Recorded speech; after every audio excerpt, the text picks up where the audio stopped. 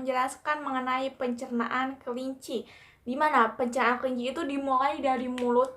Mulut merupakan tempat terjadinya proses pencernaan secara mekanis, yaitu pengunyahan, memotong, dan merobek makanan menjadi lebih kecil. Di dalam mulut ini terdapat cairan saliva yang mengandung enzim amilase dan maltase yang berfungsi merobak fatty atau karbohidrat menjadi maltosa dan gula sehingga mudah diserap oleh tubuh.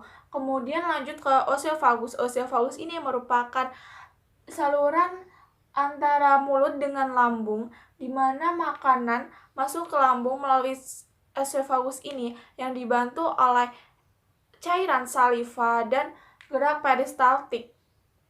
Kemudian di bagian akhir oesophagus ini terdapat kardiak, di mana kardiak tersebut itu berfungsi supaya makanan tidak lagi kembali ke oesophagus. Kemudian kita lanjut ke hati. Hati menghasilkan getah empedu yang berfungsi mengemulsi lemak, yaitu menghancurkan partikel-partikel lemak menjadi lebih halus supaya mudah diserap dinding usus halus, kemudian masuk ke jaringan darah dan diedarkan ke seluruh tubuh. Adapun fungsi hati yang pertama, menetralkan racun dalam tubuh, membunuh bibit penyakit, mengubah glukosa menjadi glikogen dan menyimpan sebagai gula cadangan, membentuk protein tertentu dan merombaknya, serta tempat mengubahnya provitamin A menjadi vitamin A.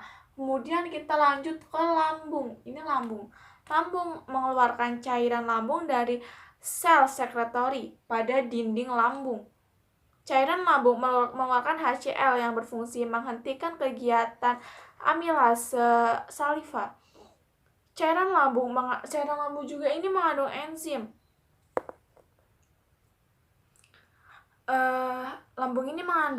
Cairan lambung ini mengandung enzim, yaitu pepsin, renin, dan lipase, di mana pepsin mengubah protein menjadi pepton, renin membekukan kasein, lipase mengubah lemak menjadi asam lemak dan gliserol.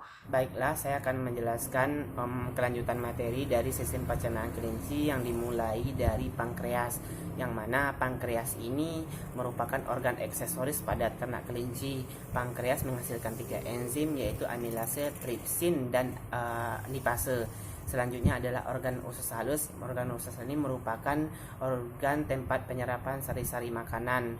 Selanjutnya ada sekum, yang mana pada sekum ini merupakan organ kecil yang terdapat di antara usus halus dan usus besar. Pada sekum ini terjadi proses pencernaan secara fermentatif yang dibantu oleh bakteri E. coli sebanyak 5%. Selanjutnya yaitu ada kolon, yang merupakan biasa juga kita sebut dengan usus halus, memiliki fungsi sebagai tempat penyerapan air dan penyerapan zat-zat sisa makanan. Selanjutnya adalah rektum. Rektum ini kelanjutan dari kolon yang berfungsi sebagai tempat pembentukan feses. Selanjutnya adalah anus. Di sini tempat keluarnya feses. Mungkin hanya sekian dan terima kasih. Di sini saya akan menjelaskan sistem pencernaan ayam. Sistem pencernaan ayam diantaranya ada paruh atau mulut, kerongkongan atau esophagus, tembolok atau crop, proventriculus, empedal atau gizzard, usus halus atau small intestine, usus buntu atau sekun, rektum atau rectum, dan kloaka. Diawali dari makanan masuk melalui mulut. Mulut ayam terdiri dari rahang atas dan rahang bawah yang membentuk paruh. Di dalam mulut ayam juga terdapat lidah yang berbentuk seperti pisau dan permukaannya kasar. Kelenjar mulut ayam memproduksi enzim amilase dan saliva. Sebelum melewati kerongkongan, makanan singgah di dalam tembolok yang bentuk tembolok menyerupai kantung yang akan membesar jika terisi penuh dan akan kecil jika kosong. Di dalam tembolok tidak terjadi pencernaan makanan, hanya terjadi pencampuran makanan yang dengan amilase dan saliva. Kerongkongan ayam berupa pipa panjang yang menghubungkan mulut dengan lambung. Kerongkongan menghasilkan mukosa yang berguna untuk membasahi makanan. Otot-otot kerongkongan melakukan gerakan peristaltik. Selanjutnya, lambung kelenjar pada ayam menghasilkan enzim pepsin yang akan mengalir bersama makanan menuju empedal. Di dalam empedal, makanan akan digiling menjadi ukuran yang lebih kecil, sehingga makanan masuk dalam usus. Empedal terdiri dari 2 pasang otot yang sangat kuat. Otot-otot ini akan berkontraksi jika makanan yang masuk ke dalam empedal. sari-sari makanan diserap oleh dinding usus halus dan diedarkan oleh darah ke seluruh tubuh. Di antara usus halus dan usus besar terdapat usus buntu. Di dalam usus buntu terjadi sedikit penyerapan air dan pembusukan karbohidrat dan protein oleh bakteri yang terdapat dalam usus buntu. Dari usus buntu makanan masuk menuju usus besar. Di dalam usus besar ini terjadi pembusukan sisa-sisa sari makanan dan penyerapan air. Selanjutnya sisa makanan dikeluarkan melalui anus. Sistem pencernaan pada kambing diawali dari mulut. Tingkah laku makan ternak kambing adalah grazing, sehingga pengambilan pakan dilakukan dengan menggunakan lidah, kemudian masuk ke dalam mulut. Di dalam rongga mulut terdapat 3 alat pelengkap pencernaan, yakni gigi, lidah, dan saliva. Berbeda dengan ternak lain atau ternak konvensional, dalam maksila tidak terdapat gigi seri dan gigi taring, sehingga pada proses pengambilan pakan sangat bergantung dari kedua bibir, lidah, dan gigi mandibula. Di dalam rongga mulut terdapat gigi molar yang berguna untuk memecah pakan menjadi bagian yang lebih kecil sehingga memudahkan penelanan. Dalam mulut terjadi pencernaan secara enzimatis, yaitu oleh enzim amilase atau pitialin yang dihasilkan oleh kelenjar lidah. Enzim amilase akan mengubah amilo menjadi maltasa. Setelah dari mulut dilanjutkan kepada paring. Paring merupakan saluran pencernaan selanjutnya setelah pakan dicerna secara mekanik dalam mulut. Setelah paring dilanjutkan ke esofagus atau kerongkongan. Saluran pencernaan adalah esofagus. Dalam esofagus, pakan hanya lewat atau bypass menuju organ atau saluran pencernaan selanjutnya. Lalu dilanjutkan ke dalam lambung. Lambung, rumensia terdiri atas 4 bagian, yaitu rumen, retikulum, omasum, dan abomasum, dengan ukuran yang bervariasi sesuai dengan umur ternak dan jenis pakannya. Jenis pakan ada 3, yaitu hijauan, konsentrat, dan straw. Di dalam lambung terdapat rumen, yaitu makanan dari kerongkongan atau esofagus akan masuk ke dalam rumen. Di dalam rumen terjadi pencernaan protein, polisakarida, dan fermentasi selulosa oleh enzim selulase yang dihasilkan oleh bakteri. Lalu dilanjutkan ke retikulum. Dari rumen, makanan akan diteruskan ke retikulum, dan di tempat ini makanan akan dibentuk menjadi gumpalan-gumpalan yang masih kasar atau biasa disebut dengan bolus. Bolus akan dimuntahkan kembali ke mulut untuk dimamah untuk kedua kalinya. Selanjutnya ada omasum, di mana makanan yang diredeglutasi akan masuk ke omasum melalui rumen dan retikulum. Di dalam omasum terdapat kelenjar enzim yang membantu proses pencernaan secara kimiawi. Kadar air pada gumpalan makanan akan dikurangi melalui proses absorpsi air yang dilakukan oleh dinding omasum. Selanjutnya ada abomasum. Dalam abomasum, gumpalan makanan dicerna melalui bantuan enzim dan juga HCl. Enzim yang dikeluarkan dinding abomasum sama dengan yang ada pada lambung mamalia lain, sedangkan HCl membantu dalam pengaktifan enzim pepsinogen yang dikeluarkan dinding abomasum. Juga berperan sebagai disinfektan bakteri jahat yang masuk dengan makanan. Setelah dalam lambung, lanjut ke usus halus. Usus halus dibagi menjadi 3. Yang pertama ada duodenum. Kelenjar ginjal duodenum menghasilkan sekresi yang bersifat alkali. Fungsinya sebagai pelicin dan pelindung dinding duodenum dari pengaruh suasana asam yang masuk dari rumen. Lalu ada jejunum, di mana terjadi penyerapan nutrisi secara sedikit, dan yang terakhir ada ileum, di mana di sini terjadi penyerapan nutrisi yang banyak. Selanjutnya ada usus besar. Usus besar berfungsi sebagai proses pembusukan sisa makanan atau sisa digesti, dan juga proses penyerapan air secara besar-besaran. Dan yang terakhir adalah anus, di mana anus ini adalah tempat keluarnya feses. Jadi selanjutnya kami akan menjelaskan saluran pencernaan babi. Babi adalah salah satu hewan non-ruminansia, sehingga pencernaannya berbeda dengan hewan ruminansia. Sebelum kita mengetahui lebih lanjut bagaimana sistem pencernaan pada babi, di sini ada contoh gambar saluran pencernaan pada babi. Sini yaitu mulut babi. Di mulut babi ini terjadi pencernaan secara mekanis dan enzimatis. Kemudian lanjut masuk ke esofagus. Di esofagus terjadi gerak peristaltik. Kemudian menuju lambung.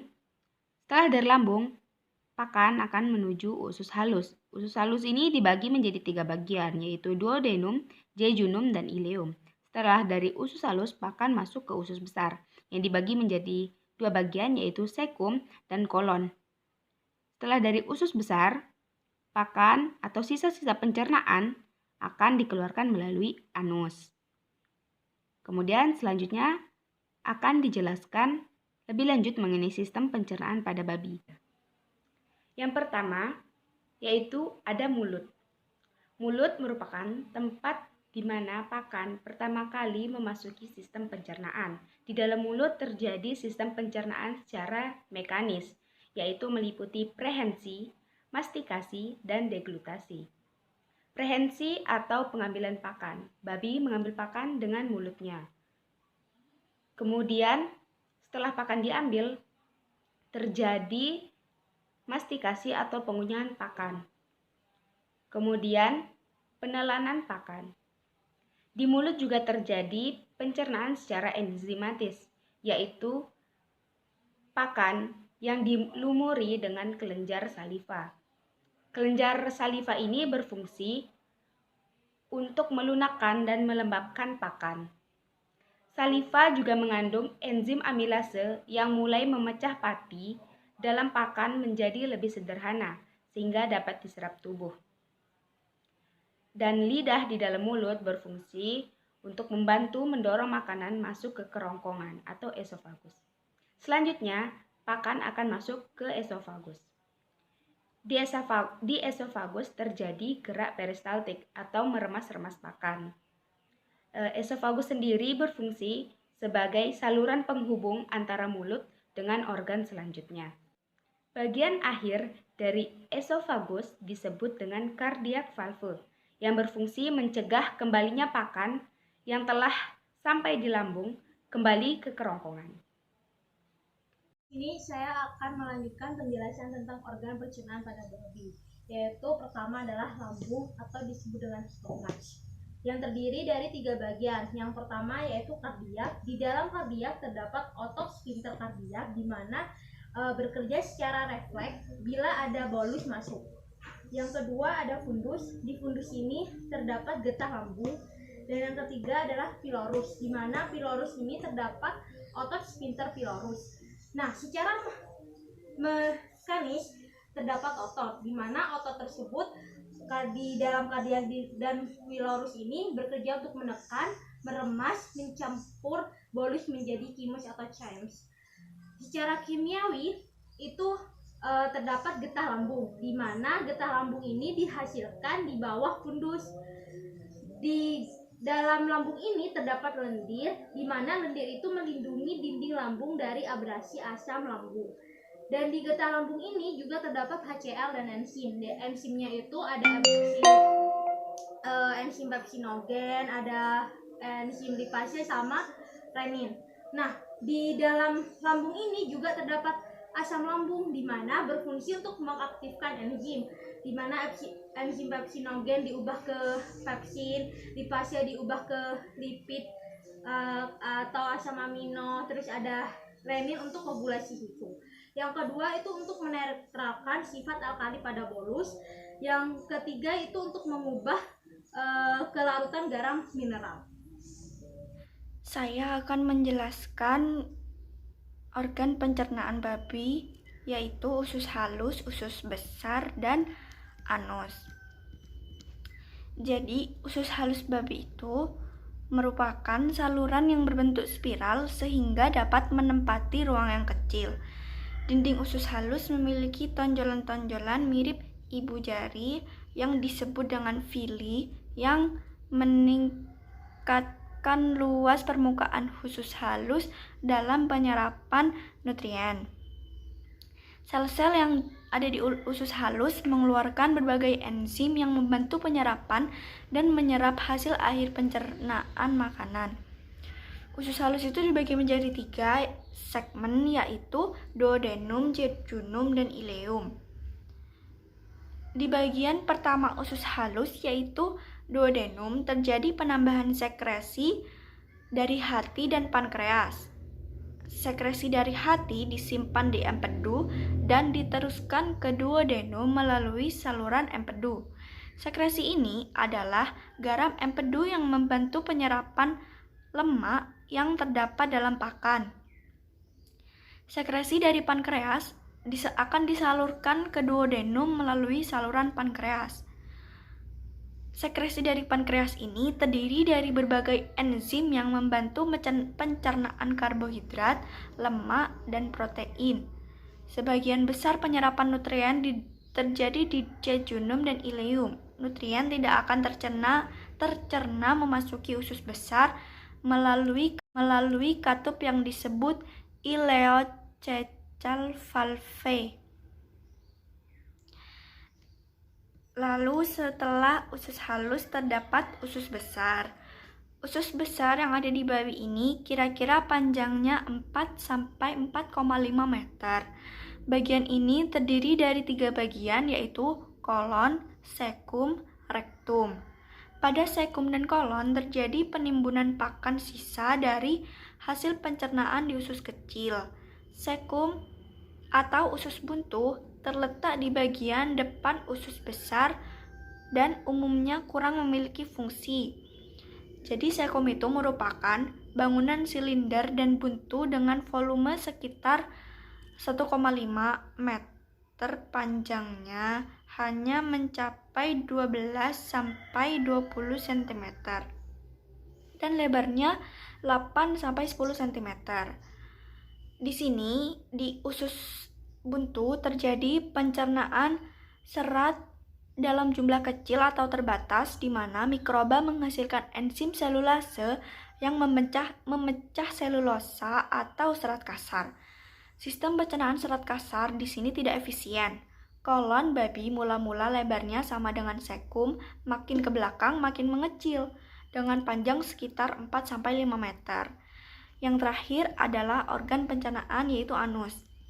Anus itu merupakan lubang di mana sisa pencernaan dikeluarkan dari tubuh. Pakan yang tidak tercerna dan tidak terabsorpsi akan dikeluarkan melalui anus sebagai feses. Jadi urutan saluran pencernaan babi yaitu mulut, esofagus, dan lain-lain.